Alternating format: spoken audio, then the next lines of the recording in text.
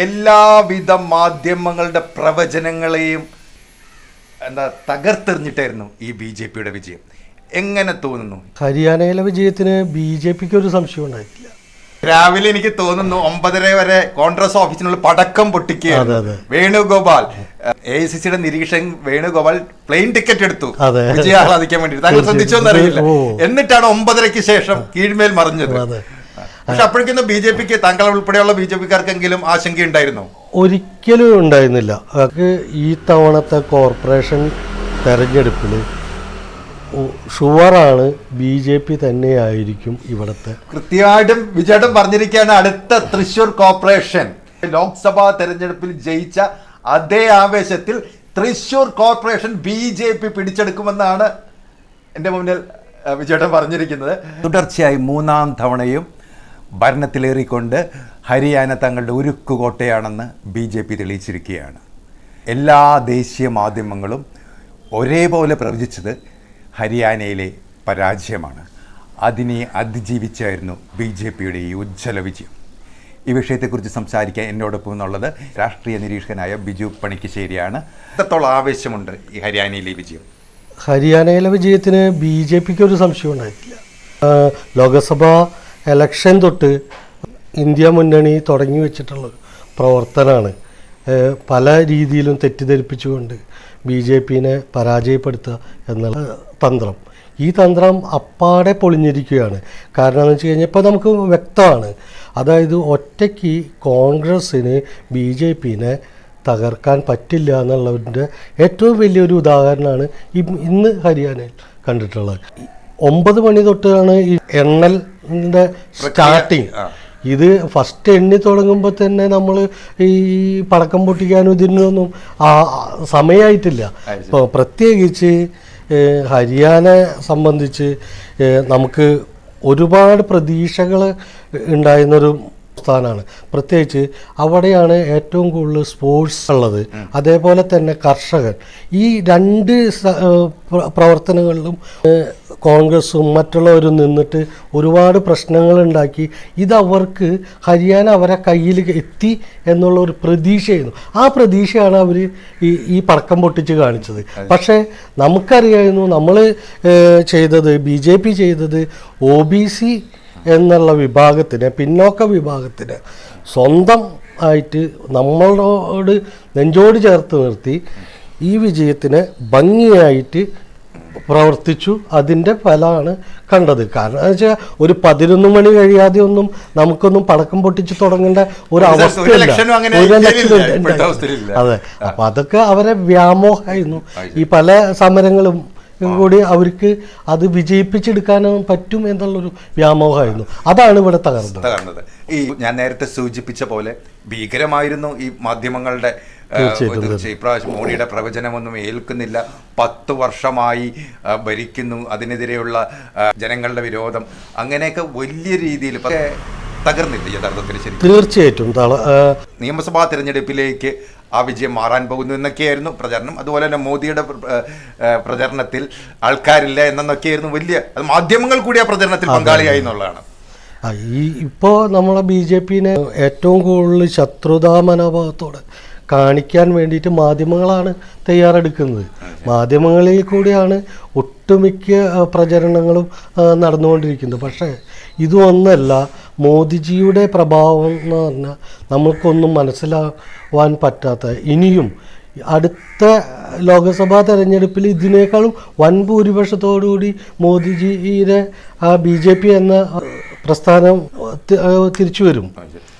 വലിയൊരു പ്രചരണം, പ്രത്യേകിച്ച് കേരള മാധ്യമങ്ങളിൽ പ്രചാരണം കർഷകർക്കെതിരെ എടുക്കുന്ന BJP, പ്രത്യേകിച്ച് താങ്കൾ പറഞ്ഞ പോലെ കർഷക സമരത്തിൽ അല്ലെങ്കിൽ കർഷകരുടെ വലിയ പങ്കാളിത്തമുള്ളൊരു സംസ്ഥാനമാണ്. കർഷകരുടെ വിരോധം മുഴുവനും BJP-യോടാണ് എന്നുള്ള തരത്തിലുള്ളൊരു പ്രചാരണം കോൺഗ്രസ് നടത്തിയിരുന്നു. രാഹുൽ ഗാന്ധി ആവർത്തിച്ച് തൻ്റെ യോഗങ്ങളിൽ പറഞ്ഞിരുന്നു. അത് യഥാർത്ഥത്തിൽ തിരിഞ്ഞുകുത്തുകയല്ല ചെയ്തത്. അതാണ് അവർക്ക് പറ്റിയ ഏറ്റവും വലിയ അടി. അതാണ് തിരിഞ്ഞുകുത്തിയത്. കാരണം എന്ന് വെച്ച് കഴിഞ്ഞാൽ കർഷകനെ കൂടെ പിടിച്ചിട്ട് തന്നെയാണ് BJP ഇന്ന് പിന്നോക്ക വിഭാഗം, ഈ കർഷകരും പിന്നോക്ക വിഭാഗക്കാരും സപ്പോർട്ട് ചെയ്തുകൊണ്ട് തന്നെയാണ് BJPയുടെ ഭരണം ഇന്നും നടന്നു പോയിക്കൊണ്ടിരിക്കുന്നത്. പക്ഷേ ഇതിനെ തെറ്റിദ്ധരിപ്പിക്കാൻ പലവിധ മാർഗങ്ങളിൽ കൂടെ അവർക്ക് കർഷക സമരം കൊണ്ടുവരലും അങ്ങനെ ഒത്തിരി ഇതുകളുണ്ടാക്കി. പക്ഷേ അതൊക്കെ പൊളിഞ്ഞില്ലേ. ഒരു കാര്യം വളരെ വ്യക്തമായി, കോൺഗ്രസ് എന്ന പാർട്ടിക്ക് ഒരിക്കലും BJPനെ ഒറ്റയ്ക്ക് മത്സരിച്ച് തോൽപ്പിക്കാൻ പറ്റില്ല. ഇതാണ് ഈ ഹരിയാന ഇലക്ഷനോടുകൂടി നമ്മൾ മനസ്സിലാക്കിയത്. ഇനിയും അവർ ഇന്ത്യൻ സഖ്യം ജനിക്കാൻ വരുന്ന പാർട്ടികളെ അടക്കം കൂട്ടുപിടിച്ച് ഇനിയും അവർ ശ്രമിച്ചുകൊണ്ടിരിക്കും. പക്ഷേ ഒന്നും നടക്കാൻ പോകില്ല. കാരണം എന്ന് വെച്ച് കഴിഞ്ഞാൽ എല്ലാ പിന്നോക്ക വിഭാഗക്കാരെയും എല്ലാ മത ആൾക്കാരെയും ഒറ്റക്കെട്ടായിട്ട് നിർത്തി ഒരു തീവ്രവാദം ഇല്ലാതെ തന്നെയാണ് മോദിജി സർക്കാർ പോയിക്കൊണ്ടിരിക്കുന്നത്. എല്ലാവർക്കും ഇത്രയും ആനുകൂല്യങ്ങൾ നടത്തിക്കൊണ്ടും ചെയ്തുകൊണ്ടിരിക്കുന്ന ഏത് സർക്കാരാണ് ഇതുവരെ വന്നിട്ടുള്ളത്? ഈ വിജയത്തിൽ വലിയൊരു പങ്കാളിത്തം, വലിയ നിർണായകമായൊരു ഘടകമായത് ദളിതുകളെ ചേർത്ത് ഒരുപക്ഷെ കോൺഗ്രസ് ഉപേക്ഷിച്ച ഒരു സാഹചര്യത്തിൽ BJP, ഹരിയാനയിലെ BJP അവിടുത്തെ ദളിതുകളെ ചേർത്ത് പിടിച്ചു എന്നുള്ളത് അതൊരു നിർണായക ഘടകം. അത് BJPയുടെ ആ വിഭാഗത്തോടുള്ള ഒരു അനുഭാവമാണ് കാണിക്കുന്നത്. തീർച്ചയായിട്ടും. അത് പ്രത്യേകിച്ച് ദളിത് വിഭാഗം അല്ലെങ്കിൽ പിന്നോക്ക വിഭാഗത്തിൽ 25% വോട്ട് ഹരിയാനയിലുണ്ട്. തീർച്ചയായും. അപ്പോൾ അതിനെ അതേപോലെ തന്നെ ഘട്ട് സമുദായത്തിനെ മുറുകെ പിടിച്ചിട്ട് അവർ വേറൊരു ഇതാണ്. അപ്പോൾ ജനങ്ങൾക്ക്, അവിടുത്തെ ജനങ്ങൾക്ക് മനസ്സിലായത് എന്താ, ഈ സമരങ്ങളും ഇതൊക്കെ ചെയ്തത് ഇവർക്ക് വേണ്ടിയും പിന്നെ തീർച്ചയായിട്ടും കൂട്ടുപിടിച്ചത് മണ്ടന്മാരൊന്നല്ല. ഹരിയാനക്കാർ ഇപ്പോൾ അങ്ങനെ മണ്ടന്മാരായിട്ടൊന്നല്ല BJPക്ക് വോട്ട് ചെയ്തിട്ടുള്ള. അവർക്കും വ്യക്തമായ ധാരണയും വ്യക്തമായ ഇതുകൊണ്ട്. അല്ലാതെ 2014 തൊട്ട് 2024 വരെ ഈ 3 തവണ ഈ BJP മന്ത്രിസഭ അവിടെ വരാണെങ്കിൽ അവർക്ക് അതിനെക്കുറിച്ച് മനസ്സിലായി. ഒരിക്കലും അല്ല. ഇന്ന് കോൺഗ്രസിനോ അല്ലെങ്കിൽ നമ്മുടെ രാഹുലിനോ മനസ്സിലായിട്ടുണ്ടാവും. ഒന്നുകൂടെ ചോദിക്കല്ലേ, ഇപ്പം ഞാൻ നേരത്തെ പറഞ്ഞ പോലെ ഈ നമ്മുടെ TV മാധ്യമങ്ങളൊക്കെ രാഹുൽ ഗാന്ധിയും പ്രിയങ്ക ഗാന്ധിയും വലിയ ജനക്കൂട്ടങ്ങൾ അറിയിക്കുന്നു, സങ്കല്പ യാത്ര നടത്തുന്നു.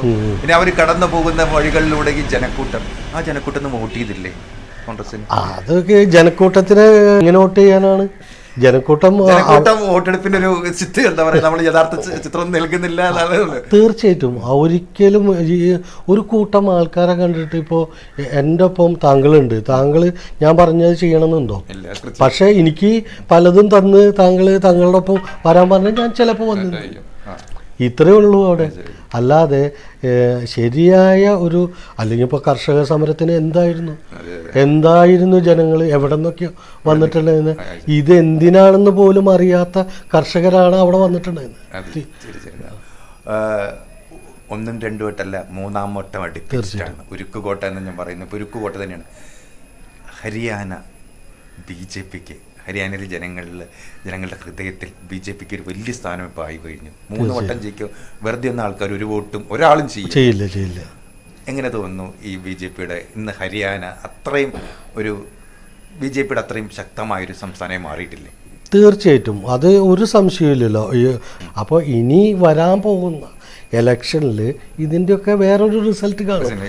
BJP എന്ന പ്രസ്ഥാനത്തിന് എന്തൊക്കെ നമ്മുടെ രാജ്യത്തിന് വേണ്ടി ചെയ്യാൻ കഴിയുമെന്ന് മനസ്സിലാക്കിയിട്ടുള്ള ജനങ്ങളാണ് ഇപ്പോൾ BJPക്ക് വോട്ട് ചെയ്യുന്നത്.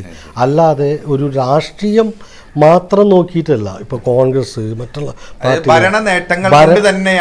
തീർച്ചയായും ഒരു സംശയവുമില്ല. ഭരണ നേട്ടങ്ങൾ, ചെയ്യുന്ന പ്രവർത്തികൾ, അഴിമതിയില്ലായ്മ, ഇതൊക്കെ തന്നെയാണ് BJPയുടെ വിജയം. അതാണ് ഇനി സംഭവിക്കാൻ പോകുന്നത്. കേരളത്തിലും ഇതൊക്കെ തന്നെയാണ്. തീർച്ചയായും. എൻ്റെ അവസാന ചോദ്യങ്ങളിലേക്ക് എടുക്കുകയാണ്. ഇപ്പോൾ തൃശ്ശൂർ കേരള ചരിത്രത്തിൽ ആദ്യമായി BJP ഒരു ലോക്സഭാ സീറ്റ് ജയിച്ചതിൻ്റെ ആവേശത്തിലൊക്കെയാണ് നിങ്ങൾ. അതിപ്പോഴും ആവേശം പോയിട്ടുണ്ടാവില്ല. ഇനി അടുത്ത കോർപ്പറേഷൻ തെരഞ്ഞെടുപ്പിൽ വരുമ്പോൾ തൃശ്ശൂരിലും BJP തങ്ങളുടെ ശക്തി തെളിയിക്കുമോ?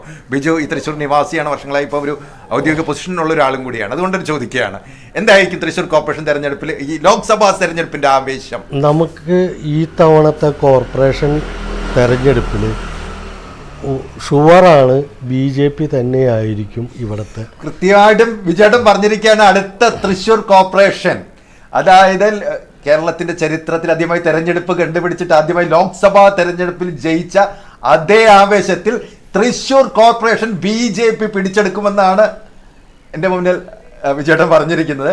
വിജയേട്ട അത്ര ആത്മവിശ്വാസമുണ്ട്? തീർച്ചയായിട്ടും നമ്മൾ അതുപോലെ തന്നെയാണ് ഇവിടെ പ്രവർത്തിക്കുന്നത്. അതുപോലെ തന്നെ എണ്ണയിട്ട യന്ത്രം പോലെ പ്രതീക്ഷകൾക്കൊപ്പം സുരേഷ് ഗോപി പ്രവർത്തിക്കുന്നത്. നിങ്ങളുടെ പ്രതീക്ഷകൾക്കൊപ്പം തന്നെയാണ് സുരേഷ് ഗോപി? തീർച്ചയായിട്ടും ഒപ്പം തന്നെയുണ്ട് സുരേഷ് ഗോപി. ഒപ്പം തന്നെയുണ്ട്. പ്രവർത്തകരൊക്കെ ആളുടെ വർക്കിൽ സജീവമായിട്ട് കൂടെ തന്നെയുണ്ട്. അടുത്ത MP ഒരുപക്ഷെ നമുക്ക് തന്നെ സുരേഷ് ഗോപി BJP തന്നെ ആയിരിക്കും. അപ്പം താങ്കളുടെ ആത്മവിശ്വാസം അടുത്ത കോർപ്പറേഷൻ തെരഞ്ഞെടുപ്പിൽ എല്ലാ ഭാവങ്ങളും നൽകുന്നു. ഒരുപാട് നന്ദി ഇത്രയും നേരം സംസാരിച്ചു. Thank you.